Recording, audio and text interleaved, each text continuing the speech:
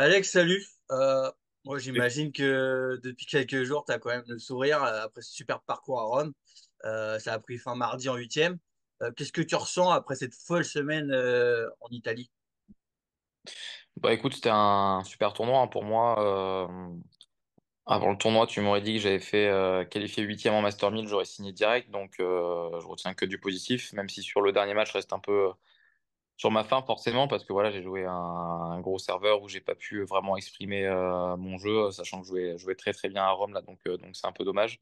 Mais voilà, c'était un super tournoi. Je reviens dans les 100, je pense assurer le cut pour Wimbledon aussi, c'était un objectif. On était sur les dernières semaines, donc voilà, je suis très content. C'est une surprise totale d'avoir réussi un parcours comme ça en Masters 1000. Total non, parce que je sais que je joue bien au tennis, que je m'entraîne bien. En ce moment, il y a forcément des petites douleurs, mais j'ai pas de vraies blessures. Donc quand tout ça est réuni, je sais que je peux faire des bonnes choses.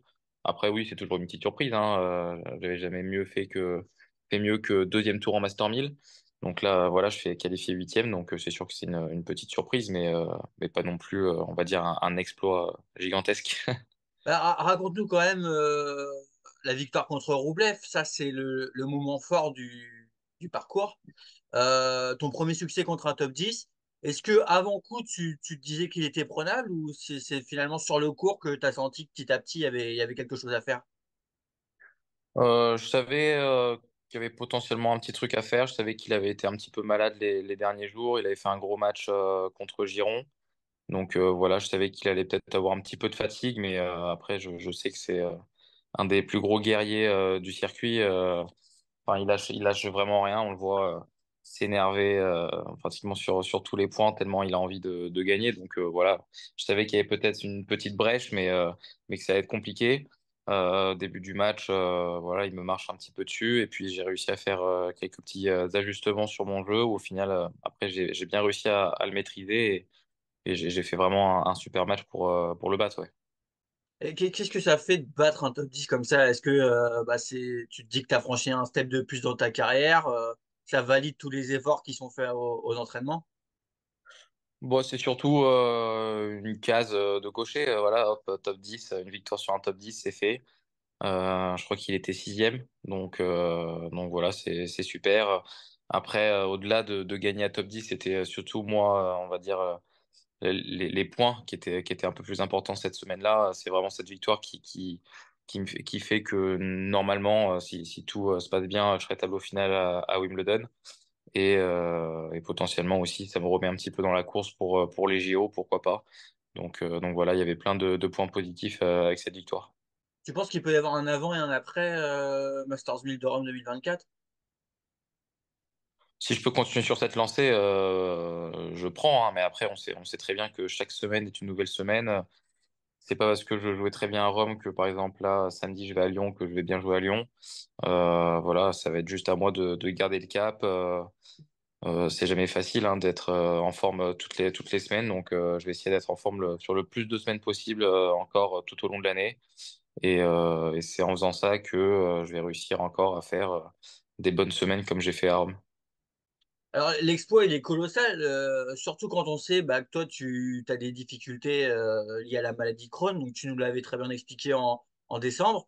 Euh, Est-ce que ça rassure aussi de se dire qu'on est capable d'aller aussi haut malgré la maladie et que du coup, tu peux rivaliser avec le sommet du tennis mondial, quoi. Bon, on va dire que le format maintenant un peu rallongé en Master 1000 qui me laisse un petit jour de repos plus souvent entre les matchs. Et là, c'est encore des matchs en 2-7 gagnants. Donc ça va, j'arrive quand même à plutôt bien récupérer entre les matchs. Là où c'est un peu plus contraignant pour ma maladie, c'est vraiment les grands chelems, hein. Si sous une grosse chaleur, par exemple en Australie, je fais 5-7, mon corps a beaucoup de mal à récupérer, quoi, avec mes problèmes d'hydratation, etc. Le lendemain, je me réveille, je peux pratiquement plus bouger. Mais voilà, c'est surtout en Grand Chelem où j'ai un peu plus de mal. Là, en Master 1000, des matchs en 2-7, si quelques matchs se goupillent bien et ça fait voilà, 6-4, 7-5 en une heure et demie, ça va. J'arrive quand même à récupérer et à pouvoir bien enchaîner.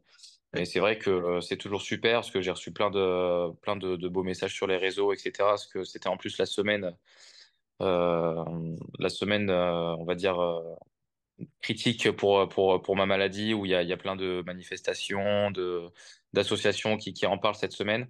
Donc voilà, ça tombait à pic. Je suis très content d'en parler. Ça aide plein de monde. Je reçois plein de super messages. Donc c'est top. Ah bah justement, je voulais te poser un peu la question autour du symbole. Donc, c'est drôle que tu évoques ça. Ça montre aussi aux jeunes qui ont cette maladie que bah, finalement, c'est possible de vivre des grands moments, d'être ambitieux, que ça peut fonctionner. J'imagine que toi aussi, qu'est-ce que tu ressens à l'idée d'être voilà, une sorte de symbole, ça te rend fier, sans doute. Ouais, ouais, j'y pense peut-être quand j'arrêterai, essayer d'un peu plus en parler, d'aller faire un peu je sais pas, des conférences, enfin, je sais pas trop comment appeler ça, mais voilà, un peu plus en parler. Et si je peux aider, ça serait top. Après, moi, je l'ai toujours dit, hein, cette maladie, c'est beaucoup dans la tête. Moi, à l'âge de 13 ans, on m'a dit arrête le tennis, en tout cas à haut niveau, sinon tu seras vraiment en mauvaise santé. Et puis au final, je me porte plutôt bien. Donc voilà, tous les jeunes qui me regardent, qui jouent au tennis et qui voient ce que je suis capable de faire avec cette maladie, ça leur donne espoir et c'est top. Ouais, donc tu regrettes pas du tout d'en avoir parlé, d'avoir rendu un peu ça médiatique. Au contraire, Non, du non, coup, parce qu'au final, ouais. moi, j'ai toujours dit, ça fait partie de moi. Je le prends pas du tout comme une excuse quand je perds. Quand je perds, enfin voilà, c'est moi et moi seul. J'ai jamais dit j'ai perdu à cause de cette maladie, sinon j'aurais gagné. Voilà, c'est quelque chose qui est un petit peu contraignant, certes, mais je fais de mon mieux et puis voilà, tout simplement. Est-ce que tu sais s'il y a d'autres joueurs qui ont cette maladie? Est-ce que parfois il y a eu des gens qui sont venus vers toi ou pour l'instant tu es le seul Non, non, non, je connais pas d'autres joueurs. Je sais qu'il y a d'autres sportifs. Je citerai pas de nom, mais voilà, non, je connais pas d'autres joueurs de tennis. Ok. Donc bon, bah après, donc toi, vraiment ça tient, ça c'est quelque chose qui te tient à cœur de déjà tout de suite t'impliquer, mais aussi peut-être plus tard aider les plus jeunes à vivre ça, comment s'adapter. C'est un peu ça l'idée. Ouais, parce que je sais qu'il y a un petit peu quand même des grades différents. Je vois certaines vidéos, t'entends sur les réseaux où des enfants sont à l'hôpital quand ils sont sous une crise. Moi, si j'ai une crise, voilà, je vais finir à l'hôpital. Je vois des vidéos où c'est assez touchant. Tu vois, des jeunes qui savent pas trop ce qui leur arrive. Ils ont moins de 10 ans. Ils sont on va dire, gravement malades parce que bon, bah, ils sont à l'hôpital. Et donc voilà, ouais, ça me tient à cœur d'essayer de dire que tout est possible, de supporter les gens qui ont cette maladie. Et puis, si je peux donner de l'espoir, c'est tout bénef. Et est-ce que tu es surpris par la bienveillance depuis que tu en as parlé un peu autour de toi? Parce qu'on est dans un monde particulier avec notamment les réseaux sociaux, on est plus habitué aux haters, ce genre de choses. Est-ce que tu es surpris un peu par la bienveillance qu'il y a eu depuis que tu en as parlé publiquement? C'est vrai que j'ai pratiquement pas vu de messages négatifs à propos de ça. J'ai que des tweets ou des messages d'encouragement, de courage. Enfin, voilà, j'ai pas eu de choses négatives. Après, je pense pas. Enfin, je suis pas une star, donc voilà, ça a touché certaines personnes, mais ça a pas fait le buzz non plus, où on en a parlé dans le journal ni rien. Mais en tout cas, le peu de personnes qui ont vu les articles sur ma maladie, etc., m'ont encouragé. Et voilà, donc ça fait toujours plaisir aussi. Alors là, Roland Garros s'approche. Donc la semaine a été magnifique parce qu'il y a eu Rome et puis il y a aussi la wildcard. Donc la wildcard, c'est pas une surprise. Tu étais le meilleur français hors cut, donc tu avais la garantie de la récupérer. Mais j'imagine que c'est une fierté quand même, une satisfaction d'avoir été cherché par toi-même cette wildcard. Bah, quand on sait comment c'est difficile d'avoir Wildcard à Roland en France, il y a énormément de bons joueurs qui sont entre eux, voilà, 105 et 200e mondial, donc c'est très compliqué. Donc j'étais content on va dire, de l'assurer avec un règlement. En fait, j'étais sûr de l'avoir, donc c'était un petit soulagement parce que voilà, si un règlement ne dit pas que tu es sûr de l'avoir, bon bah tu peux te faire doubler par 5 autres joueurs, donc c'était cool. Voilà, ça s'est fait aussi un peu sur les dernières semaines, hein. C'était Aix-en-Provence la dernière semaine. Donc voilà, ça fait 2 semaines où je joue bien, tout se goupille un petit peu bien pour moi, donc faut en profiter. Après le parcours à Rome, est-ce que l'objectif, du coup, il a changé? Est-ce que tu places la barre un petit peu plus haute maintenant pour Roland? Euh, Ça me donne de la confiance, ça me donne beaucoup d'envie aussi de continuer à bien m'entraîner, etc. Parce que les émotions qu'on vit quand on gagne des grands matchs comme ça, c'est pour ça que je m'entraîne tous les jours. Après, les ambitions à Roland n'ont pas spécialement changé. C'est toujours d'aller le plus loin possible, match par match. Après, oui, ça donne par contre un supplément de confiance où on se dit que vraiment on peut faire de belles choses. On imagine que la première victoire grand tableau, tu en rêves de celle-là. Ouais, c'est vrai que ça n'a jamais gagné de match encore pour l'instant dans le grand tableau de Roland. Ce qui est assez étrange parce que la surface, on va dire, c'est la surface que j'affectionne peut-être un petit peu le plus. J'ai déjà gagné un match en Australie et un match à Wimbledon. Donc voilà, si cette année je pouvais gagner mon premier match à Roland, ça serait cool. Ouais, et puis en plus, bon, le tirage, ça dépend aussi du tirage. Euh, T'as plutôt envie que ce soit Clément pour aller chercher une belle Bah, victoire. c'est marrant parce que là, on en a parlé un peu avec mon équipe, parce que quand j'ai vu que je pouvais potentiellement jouer Rafa au premier tour à Rome, moi, c'était quelque chose qui m'attirait un petit peu. Forcément, jouer Rafa sur terre, c'est toujours quelque chose. Mais au final, du coup, j'ai joué un joueur, on va dire, sur le papier, un peu plus prenable. J'ai joué Fuskovic au premier tour, et puis au final, j'ai fait huitième. Donc c'est vrai que d'avoir des tirages un peu plus cléments, ça aide un peu.